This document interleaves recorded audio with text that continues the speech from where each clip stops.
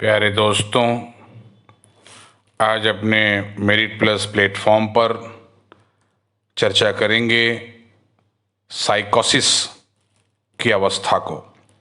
साइकोसिस एक ऐसी मनोरोग की दशा है जिसमें ग्रसित व्यक्ति को hallucinations, delusions, disorganised behaviour and impaired reality testing का आभास होता है। अब हैलुसिनेशन की बात करें तो ये बिल्कुल गलत परसेप्शन, फॉल्स परसेप्शन होता है बिना किसी कारण के व्यक्ति में। व्यक्ति ऐसा परसीव करने लगता है, देखने लगता है ऐसी चीज़ों को जो वास्तव में नहीं होती। ये फॉल्स परसेप्शन, ये गलत दृष्टि उसके किसी भी जगह से हो सकती है, चाहे वो साउंड के माध्यम से उसको लगे, या दृष्टि के माध्यम से लगे, या गंध के माध्यम से लगे, या स्पर्श के माध्यम से लगे, या फिर स्वाद के माध्यम से लगे। कहने का अर्थ है पांचों जो इंद्रियां हैं, ज्ञान इंद्रियां हैं, वो किसी के माध्यम से भी गलत परसेप्शन, गलत देखना, गलत महसूस करना स्टार्ट कर देता है, शुरू कर देता है हैलुसिनेशन में। आप डिल्यूशन की बात करते हैं।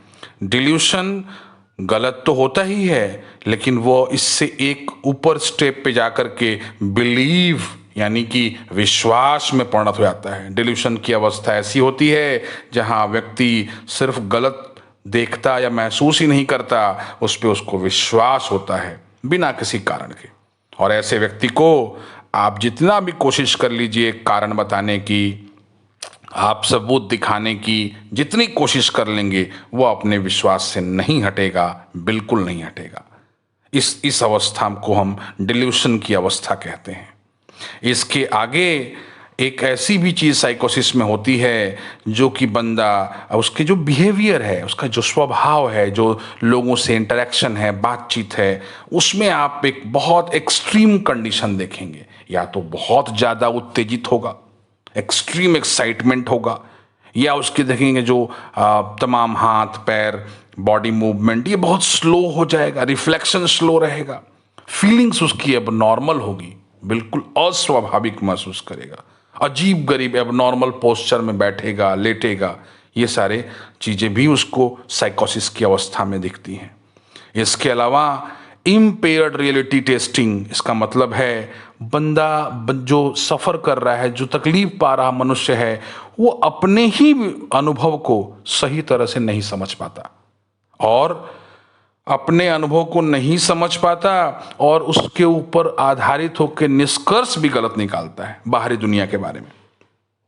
तो इस तरह से आप हेलुसिनेशन, डिल्यूशंस, इम्पेयर्ड रियलिटी टेस्टिंग और आपके डिसऑर्गेनाइज्ड बिहेवियर, ये तमाम चीज़ें उसके अंदर पाई जाती हैं जो बंदा साइकोसिस से प्रभावित रहता है। अब ये साइकोसिस के कारण क्या हैं बंधुओं? साइकोसिस 3 कारणों से हो सकता है। या तो मनुष्य के अंदर, उसके अंदर साइकेट्रिक डिसऑर्डर्स जैसे schizophrenia, delusional disorder, bipolar disorder, depressive disorder, इससे तकलीफ पाता हुआ बंदा, उसको केयर नहीं मिली है, वो आगे बढ़ता गया है, यही तकलीफ बाद में जाके उसको साइकोसिस के रूप में परिणत होती है। ये एक कारण हो सकता है। दूसरा, मनुष्य को अगर बहुत ज़्यादा कोई बीमारी, शारीरिक बीमारी जैसे ब्रेन ट्यूमर, कोई ब्रेन में इन्फेक्शन, हेड में इंजरी, डायबिटीज के मरीज भी साइकोसिस का शिकार हो सकते हैं। मलेरिया, फिर अतड़ियों में जो डिफरेंट हार्मोन्स हमारे बहते हैं, एंडोक्रिनोलॉजिकल जो हार्मोन डिसऑर्डर्स हैं, HIV, एड्स, इस तरह की शारीरिक बीमारियों की वजह से भी साइकोसिस डेवलप कर जाता है। और तीसरा मुख्य कारण होता है जो लोग सब्सटेंस, मतलब अल्कोहल, ऐसी बहुत सी ड्रग्स, खास करके ड्रग्स वगैरह लेते हैं, अल्कोहल, कैनबीज, कोकीन, केटामाइन, इस तरह के जो ड्रग्स के सेवन करते करते करते भी आपको साइकोसिस की बीमारी हो जाती है। तो बंधुओं, आपने देखा कि एक बहुत ही गंभीर अवस्था है जिसका नाम साइकोसिस है। अब साइकोसिस के अंदर भी आप देख रहे हैं कि कई तरह के लक्षण पाए जाते हैं। अब किसमें कौन सा लक्षण ज़्यादा है, कौन सा लक्षण कम है, अर्थात हैलुसिनेशन ज़्यादा है, डिल्यूशन ज़्यादा है, इम्पेयर्ड रियलिटी टेस्टिंग वो फेल कर रही है, या फिर उसका बिहेवियर डिसऑर्गेनाइज ज़्यादा है, या किस अनुपात में क्या है, इसको देखते हुए ही उस बंदे का इलाज आगे संभव है। तो बंधुओं, आप देख रहे हैं कि छोटी छोटी बीमारियां जो हम पिछले एपिसोड में हम चर्चा कर रहे थे मेंटल डिसऑर्डर का, उस मेंटल डिसऑर्डर में हम डिप्रेसिव की बात कर रहे थे, मैनियाक की बात कर रहे थे। तो वही चीज़ें जो छोटी छोटी होती हैं उनको अनदेखा करने के बाद आप देख रहे हैं कि बड़ी बीमारी साइकोसिस, और साइकोसिस की अवस्था जो होती है मन के लिए, माइंड के लिए, वो बिल्कुल शारीरिक बुखार की तरह होती है।